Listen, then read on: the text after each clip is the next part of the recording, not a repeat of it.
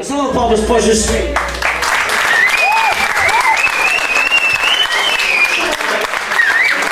Boa noite a todos, obrigado por terem vindo.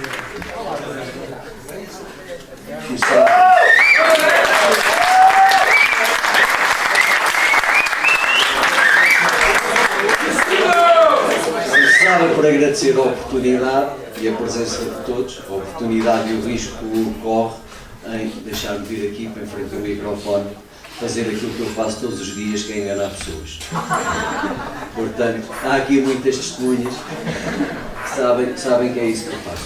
Pronto, o Jerónimo acabou de cantar uma música, Autoroute, e é uma música que é muito especial para mim. E é muito especial para mim por uma razão muito simples.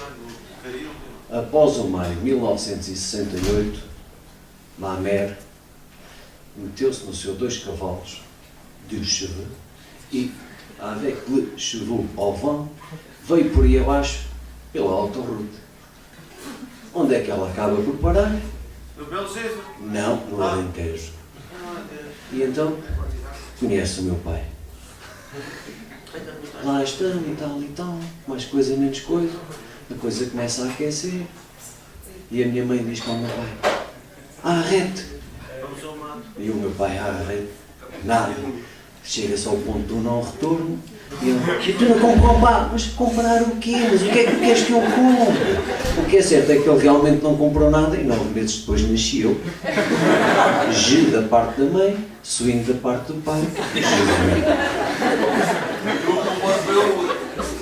E, muito importante, o Fausto acabou de dizer exatamente o meu primeiro pensamento, porque nesta mescla luso-francófona que me caracteriza, a primeira coisa que eu pensei foi je suis nu.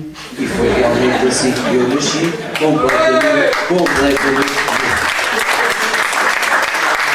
Um aspecto muito importante, é um pormenor técnico, mas de toda a importância.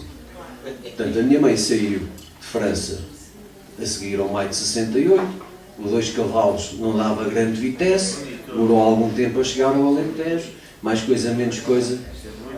Isso é só uma questão da gente fazer contas, como diria o Tio Guterres, mas eu só nasci em julho de 69. O que é que isto significa? Fui feito em 68, porque em 69 os velhotes não conseguiram.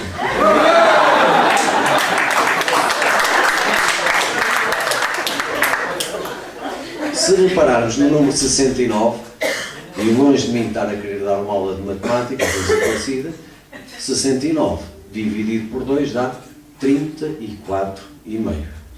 Vamos fixar este número, 34,5. Pronto. Há um estudo norueguês que foi lançado há relativamente pouco tempo, é um estudo que se prolonga já no tempo, mais ou menos desde 1970, que eles andam a recolher dados. E recolheram uns dados bastante interessantes. Fizeram a análise a 2 coisas, por parte dos senhores e por parte das senhoras. Por parte dos senhores, analisaram a evolução da densidade de pelos faciais e repararam que na década de 70, normalmente os homens, atenção que isto é nos países nórdicos, não comecem a tirar conclusões. Nos países nórdicos repararam, sim senhora, que na década de 70, sempre tudo barbinha feita. Década de 80 foi a moda do bigode. Depois já era bigode e pera. Se repararem agora, normalmente o norueguês ou um dinamarquês tem uma barba de todo o tamanho. O estudo que fizeram em relação às mulheres foi em relação aos pelos, à densidade de pelos na zona pública. Então, na década de 70, aquilo era assim. O que é certo é que depois foi diminuindo e agora não se vê lá nada. Portanto, há aqui uma proporcionalidade inversa. Agora, o que é muito estranho é que a proporcionalidade inversa, que tem uma constante, dá 34,5. O que é que isto quer dizer? Que tem sido a incidência da prática do 34,5 que tem feito uma transferência de pelos de um lado ao outro.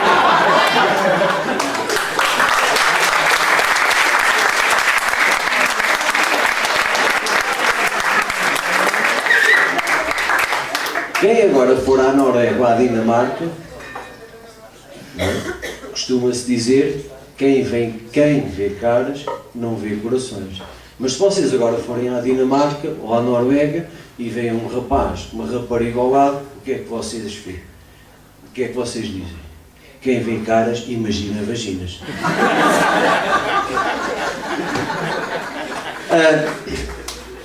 Atenção, há pouco estava a dizer, é preciso ter muito cuidado com estas coisas da ciência e com as extrapolações. Por exemplo, este estudo não pode ser extrapolado para Portugal por uma razão muito simples.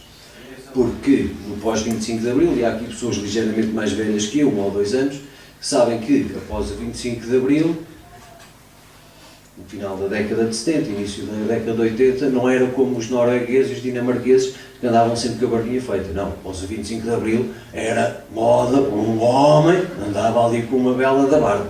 Portanto, este estudo não se pode aplicar a Portugal. Também não acredito que se aplique em Israel, porque os judeus ortodoxos não me parece aquelas barbas que as mulheres coitadas também. Bem, está ali o meu filho mais novo, ele ainda não sabe, mas vai ficar a saber. Este ano as nossas férias vão ser em Trás-os-Montes. E porquê é que as nossas férias vão ser em Trás-os-Montes? Vamos à procura de provar uma coisa que ainda ninguém se lembrou. Porque a ciência é exatamente isto. É preciso ter cuidado com as extrapolações, mas também é preciso seguir as pistas. E se na Dinamarca conseguiram arranjar uma relação com 1,34,5, eu tenho uma pista que acho que vou conseguir arranjar outra relação com o outro 34,5.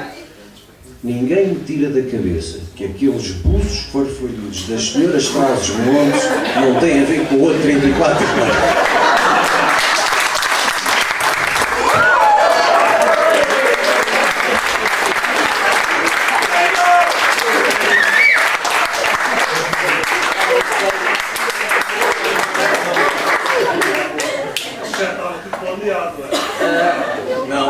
Não estava, ia mesmo caindo.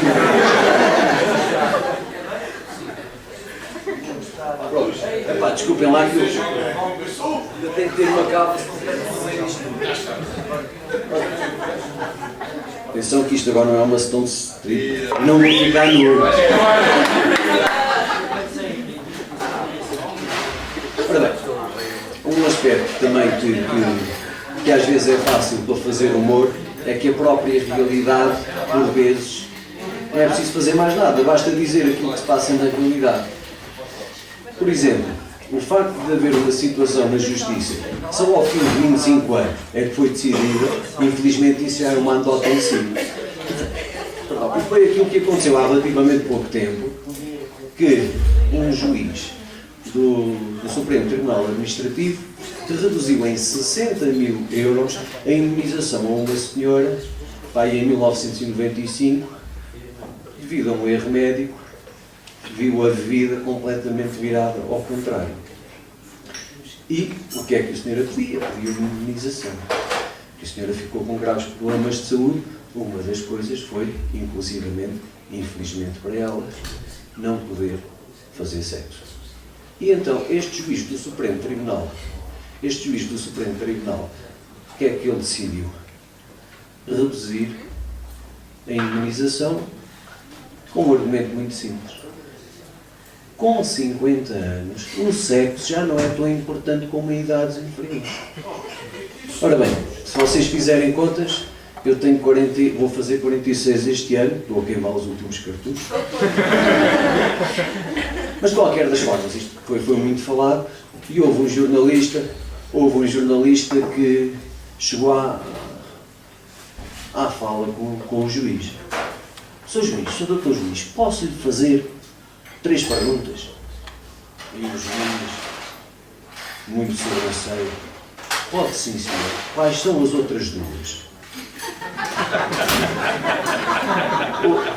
O jornalista não se ficou. Sr. Dr. Juiz, diga-me uma coisa. O Sr. Dr. Juiz gosta mais de sexo ou do Natal?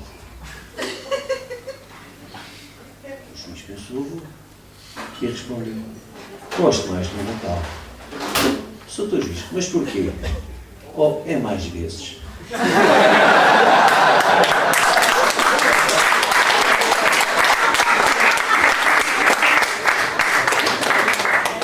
Outra notícia, mas esta vinda de fora, que também por si só, eu não preciso dizer nada para isto já ter piada, que é o seguinte, esta vem do Brasil, um pastor ex-gay, que não sei qual é a religião, o sujeito estava casado. Estava casado com a senhora e entretanto... O rei casou-se? Diz. O rei casou-se? Está calado. Não olhaste porque... Isabel, calma. O gajo era ex-gay. Uma das coisas que ele utilizava nos sermões era exatamente o facto de ter sido curado. Era um milagre de Deus. Ele antigamente era gay e agora era um gajo direito, que até tinha mulher. E o que é que acontece? Lá na vida íntima, ele solicitava muitas vezes à mulher para fazer sexo anal com a mulher. E a mulher não se sentiu muito à vontade com aquilo e uma vez acabou por contar ao irmão dela exatamente a situação. Mal ela sabia que estava a abrir literalmente uma janela de oportunidade ao irmão. Porque eles divorciaram-se e o gajo foi viver com o cunhado. Até aqui, tudo bem. Portanto, esta é uma questão onde a moral da história é muito simples. O segredo é a alma do negócio, portanto, se ela não tivesse dito nada ao irmão, tranquila. E outra coisa é conhecimento é poder. Portanto, o irmão dela, da posse daquele conhecimento, conseguiu poder e poder também. Só mais um pormenor em relação a esta história, dado que envolve um pastor. Quando Jesus soube disto, e com a perfeita noção que acima dele só o Criador, disse: quanto mais conhecimento damos, melhor também nós estamos.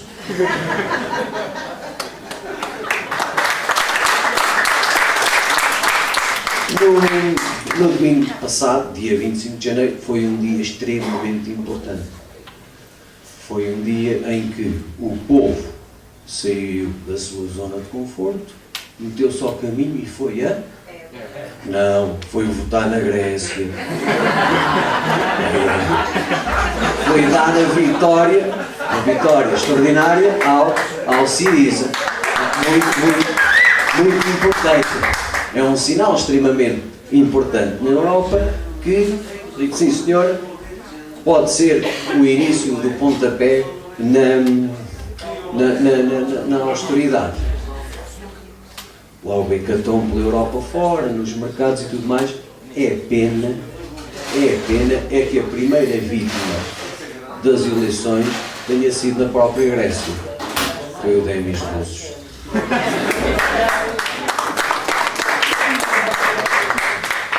E agora, se isto já estivesse a correr bem, mas vejam, eu vou-me dar ao luxo, porque é uma coisa que tem a ver exatamente com o sentimento das eleições e da libertação. Vou cantar uma música do Demis Roussos.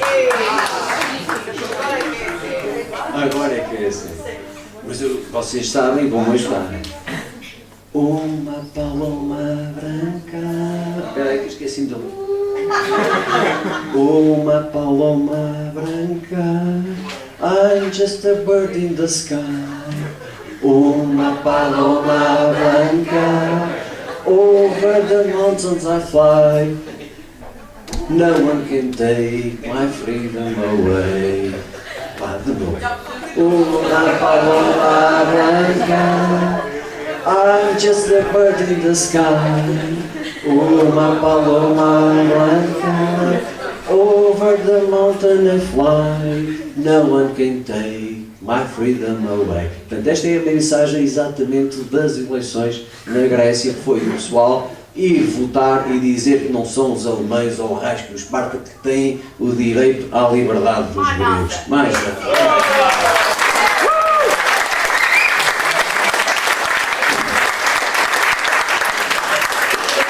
houve alguém que falou em Évora, e falou em Évora com toda a razão, porque isso não pode ser deixado passar. claro, em branco. Mas também um momento bonito. É bonito, onde as pessoas, civicamente e ordeiramente, não é? Não se viu nenhuma confusão. Há quem tenha visto uma gravação da televisão do Sul, onde realmente escorraçaram lá um humorista. Um colega teu. Onde escorraçaram lá um senhor. Peço desculpa, já voltamos a ele. Isto está a correr rápido. Deixem-me voltar. Pois, o Luís depois faz aí a montagem e põe isto a funcionar em condições. Eu esqueci-me de contar um aspecto muito importante. Eu estive a cantar uma música do Demis Roussos, porque para mim o Demis Roussos é uma alma gêmea. E é fácil de explicar porquê. Ele é gordo, eu também. Ele tem barba, eu também. Ele cantava bem, vocês viram que eu também. Outro aspecto muito importante, ele era romântico, eu também, muito. Aliás, só para vocês terem uma ideia, a minha noção de preliminares é: mulher, segura-te.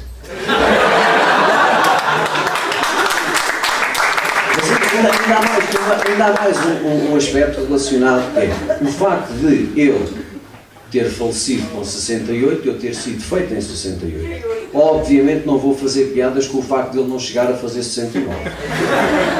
Pronto, agora sim chegamos a Évora.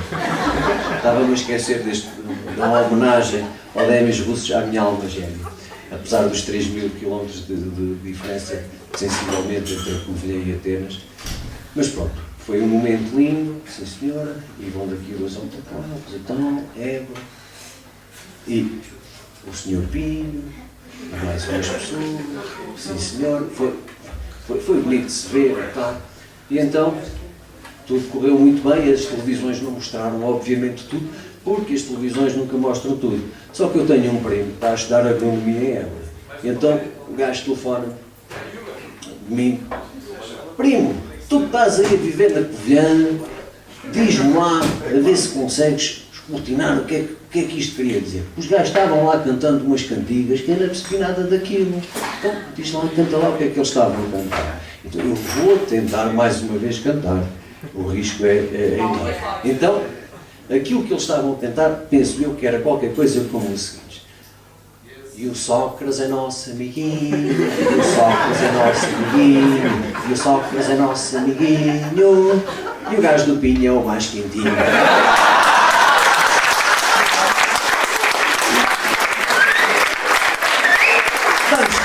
E o Sócrates é nosso amigo, e o Sócrates é nosso amigo, e o Sócrates é nosso amigo, e o gajo do Pinho é o mais quentinho.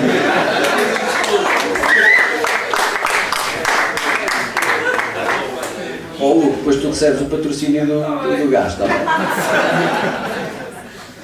Pronto.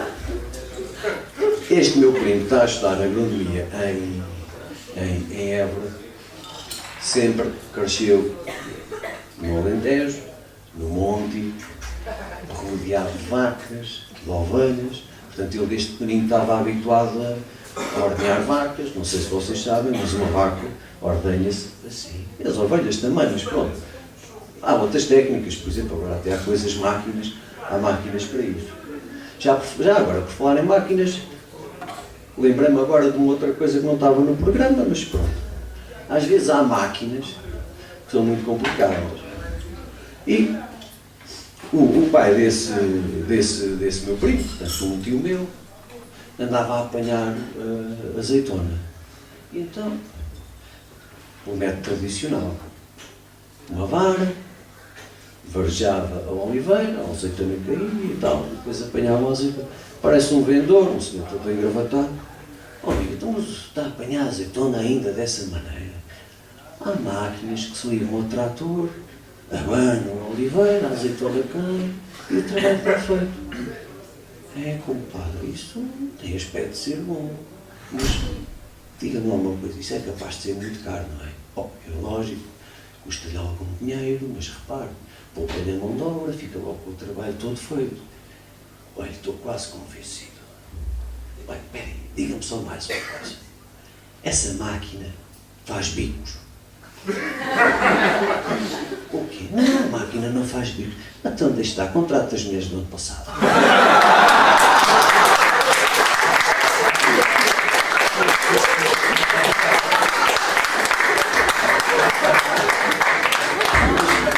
Continuando com a história do meu primo, que era pequenino, o filho deste meu tio, lá estava a crescer, no meio das vacas, das ovelhas, lá ia à escola, no fim de semana e nas férias, tomava conta, ia pastar as ovelhas, essas coisas normais. Mas sempre lá continuou na escola. E, por exemplo, quando ele andava a guardar as ovelhas, fazia uma coisa que é absolutamente normal um pastor fazer. Trata as ovelhas por mé. Mas havia lá um carneiro que era completamente avariado do juízo. E o rapaz, sem saber, tantas e tantas vezes que correu risco de vida. Por cada vez que o carneiro se portava mal, ele dizia: mal, mé. Nos dias correm, era mesmo muito arriscado. Quando o meu primo tinha pai uns 12, 13 anos, começou a emagrecer, que foi uma coisa assim um bocado preocupante para a minha tia. A minha tia agarra, vamos ao médico. Chegou lá, doutor, ele começou a emagrecer assim de repente. O que é que se passa? Eu já sei o que é que se passa. Não se importa, a senhora espera lá fora que eu preciso falar com o seu filho. E então começa a falar com o rapaz. Olha lá, não pode ser assim, pá. Tu não podes estar sempre nisso. Tu tens que ver, cada vez que estás nisso, olha, pode ser um médico, pode ser um futebolista, pode ser um presidente da República que tu pedes. Tens que te conter, não podes estar sempre a toda a hora nessas coisas. Pronto, o puto lá se foi aguentando. Numa das férias, estava ele então lá a guardar as ovelhas.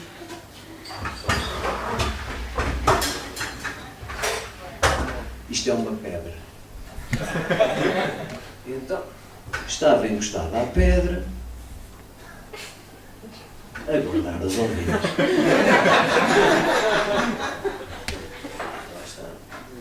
Entre eu e a pedra e as ovelhas havia uma vedação. Então o rapaz lá estava. De repente o carneiro foi cumprir a função. Pôs-se numa ovelha. E o rapazito começou. Suores frios, com os azeites. Agora é que eu não aguento. E pronto, o rapaz encostado à pedra.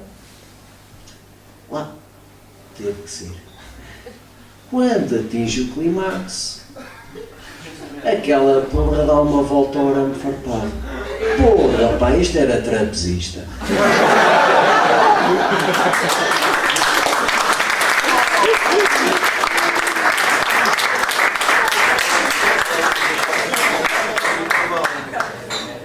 Depois, quando ele realmente foi sempre habituado àquele meio, quando ele chegou à universidade, portanto, conhecia bem o meio, conhecia as ovelhas, conhecia as vacas, sabia que as vacas davam leite e foi uma surpresa na universidade encontrar vacas que davam tudo.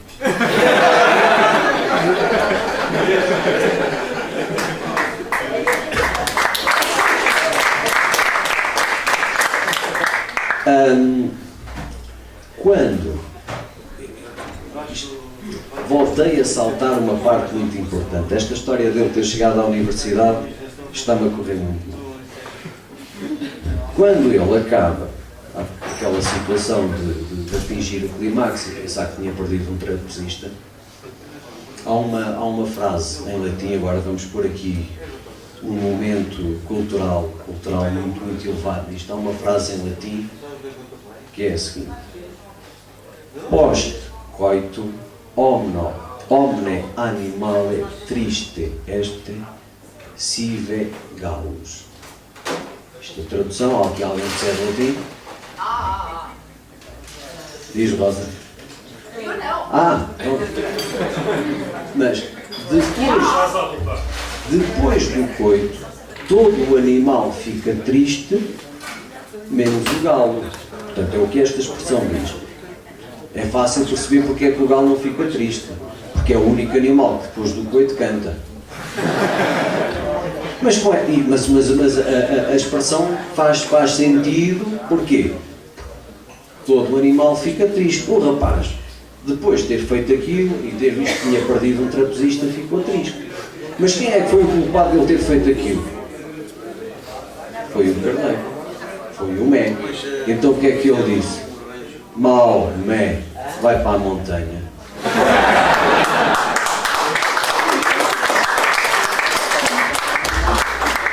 Depois ele lá foi para a universidade e lá encontrou as vacas que davam tudo, mas essa parte eu já contei.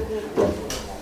Já que me meti com Maomé, agora vou fazer aqui um pequeno intervalo e vamos fazer aqui quase um jogo de mímica. Muito simples. Deus decidiu criar a mulher e o homem. Agora vamos sentar.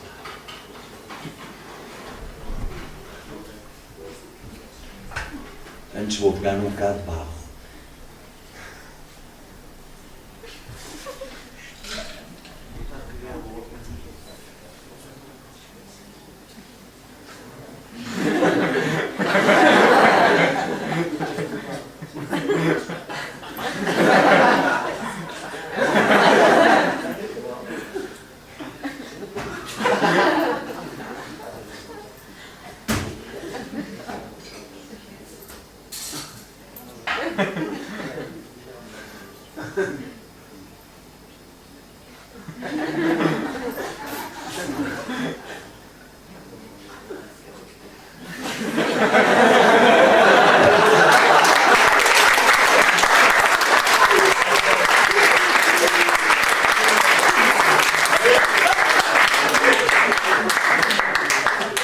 E agora vamos começar a preparar o terreno para o Jerónimo regressar. O Jerónimo daqui a bocado vai tocar três músicas que ainda não tocou, e então vamos começar a preparar a coisa. Uma das músicas que o Jerónimo vai tocar e que ainda não tocou é uma música que tem um refrão em alemão. E uma música que tem um refrão em alemão faz-me lembrar uma coisa muito simples. Há algumas pessoas que já devem saber isto, que é: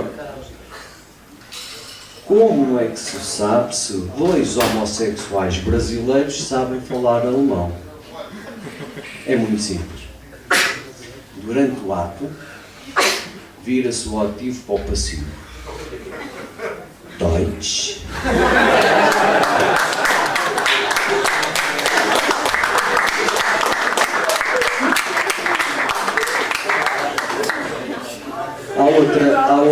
Há outra música que o Jerónimo vai cantar, que é uma música de caráter religioso. A Ave Maria, o resto fica com ele.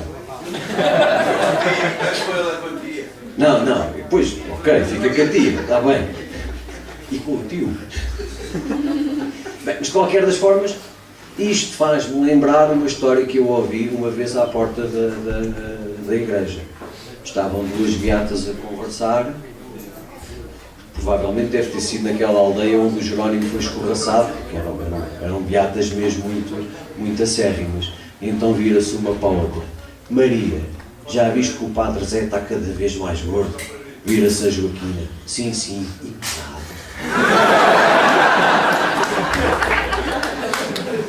E para acabar, outra música que o Jerónimo vai cantar é uma música muito sugestiva, que é A Apanhar o Grelo. Já são tantos anos que o Jerónimo anda a apanhar grelos, que houve uma vez que apanhou dois. E tal foi a coisa que conseguiu escutar a conversa entre eles os dois. Então ouviu um grelo dizer para o outro: epá, ouvi dizer que já não te vens. Bah, isso é só más línguas.